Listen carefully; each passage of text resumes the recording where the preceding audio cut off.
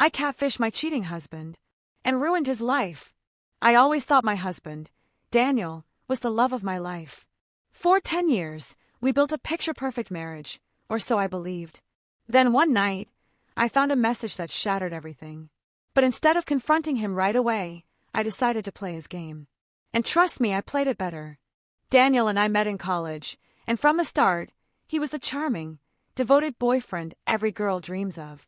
We got married right after graduation, bought a house, and built a life together. I sacrificed a lot for our marriage. I turned down a promising job offer in another city because he didn't want to move. I supported him through his business struggles, even taking on extra freelance work to help with the bills. We weren't just husband and wife, we were a team. Or at least, that's what I thought. Then about 6 months ago, I started noticing changes. Daniel became more distant, always glued to his phone. Late-night work meetings became more frequent, and our intimacy faded. I told myself I was overthinking. I convinced myself he was just stressed. But deep down, I knew. Then one night, I got my confirmation. Daniel had fallen asleep on the couch, his phone still unlocked in his hand. My heart pounded as I hesitated, but then curiosity won. A single notification sealed my fate. Speech balloon, can't wait to see you again, baby winking face. The message was from someone named Lana. My blood turned to ice. I scrolled up. Flirty messages. Explicit pictures. Hotel reservations. This wasn't a fling, this was an affair. I nearly woke him up to scream in his face. But then, something inside me shifted. Confronting him wouldn't be enough. He'd lie. He'd gaslight me. He'd make me feel crazy. No. If he wanted to play games, I'd show him how it's done. So I catfished my own husband. I created a fake Instagram account, one that would be exactly his type. Her name was Scarlett. She had long dark hair, an hourglass figure, and just the right balance of sweet and seductive. I filled her profile with stolen pictures from some influencer he wouldn't recognize. Then, I slid into my husband's DMs. Speech balloon Scarlett. Hey there, handsome. You look like trouble winking face. Speech balloon Daniel. Haha, trouble? Me. Never, but I'm curious now winking face. It was that easy. No hesitation. No guilt. Within 2 days, we were talking every night. Within a week, he was sending me flirty messages. Within 2 weeks, he was calling Scarlett his escape. My own husband was falling in love with me, disguised as another woman. But I wasn't done yet. I led him on for weeks, making him believe Scarlett was everything he ever wanted. He poured his heart out to me about how his wife, me, didn't understand him, how he felt trapped, how he was thinking about leaving. I nearly broke then, but I held on, because I had a plan. One night, I set the trap. Speech balloon Scarlett.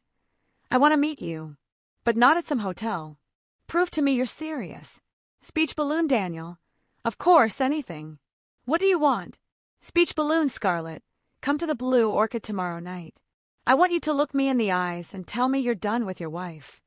The Blue Orchid was our anniversary restaurant, the one we used to go to every year before he started making excuses. The irony made it perfect. The next evening, I got dressed up as myself. I sat in the restaurant waiting. And then, right on cue, Daniel walked in, looking nervous but excited. He had no idea I was watching from the corner. Then he texted Scarlett. Speech balloon Daniel. I'm here, babe. Where are you? I stood up, walked straight to him, and when he looked up, his face drained of all color. Oh, don't stop on my account, I said sweetly. You were waiting for someone, right? His mouth opened, then closed. He looked at his phone, then at me, then back at his phone. I can explain, he stammered. I slid into the seat across from him and pulled out my own phone. Then I showed him the account, the messages, the truth. Scarlett wasn't real, but my broken marriage sure as hell was. Daniel tried everything. He begged. He cried. He even tried blaming me. I was lonely. You were always working. I never actually did anything with her. I just smiled. Well, guess what? She did something with you. I slid a manila envelope across the table.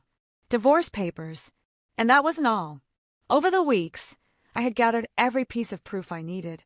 Screenshots, texts, calls, even his secret second bank account, where he had been gifting Scarlet money.